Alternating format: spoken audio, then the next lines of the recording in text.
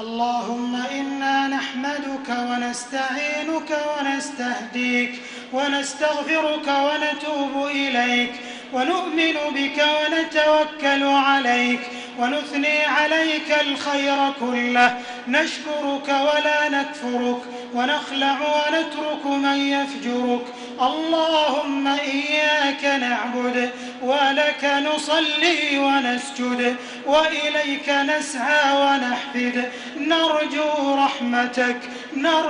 رحمتك ونخشى عذابك، إن عذابك الجد بالكفار ملحق.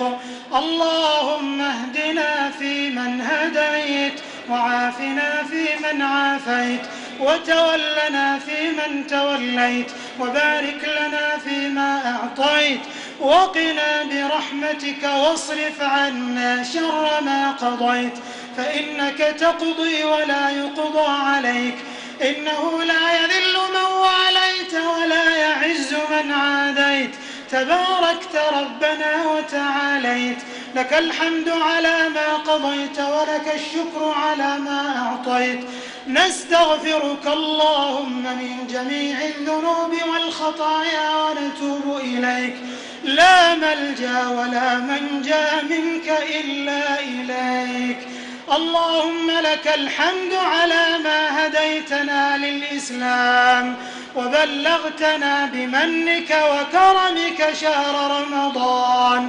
اللهم أهله علينا بالأمن والإيمان والسلامة والإسلام والتوفيق لما تحب وترضى، يا من إذا استعين أعان.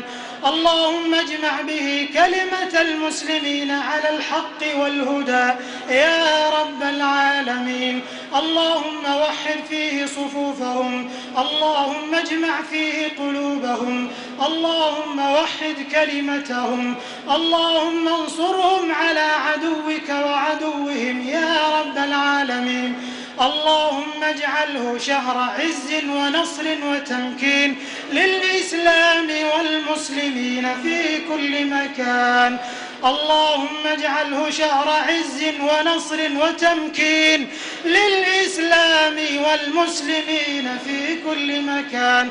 اللهم انصر فيه إخواننا في فلسطين وفي بلاد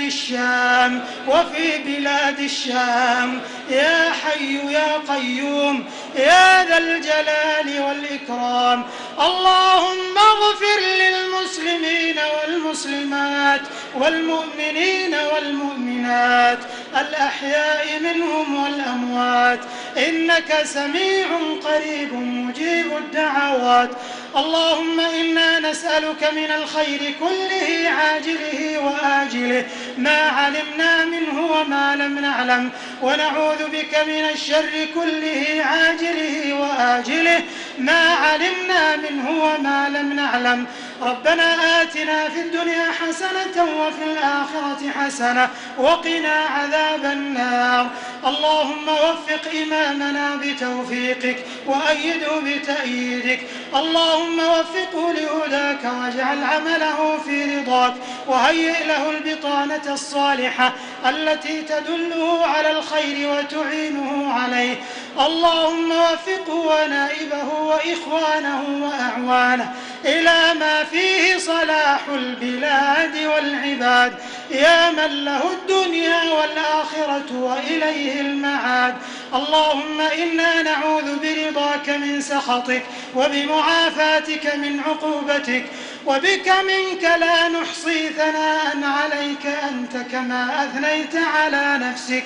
ربنا تقبل منا إنك أنت السميع العليم، وتب علينا إنك أنت التواب الرحيم، واغفر لنا ولوالدينا ووالديهم وجميع المسلمين الأحياء منهم والميتين برحمتك يا أرحم الراحمين. وصل اللهم وسلم وبارك على نبينا محمد وعلى آله وصحبه أجمعين.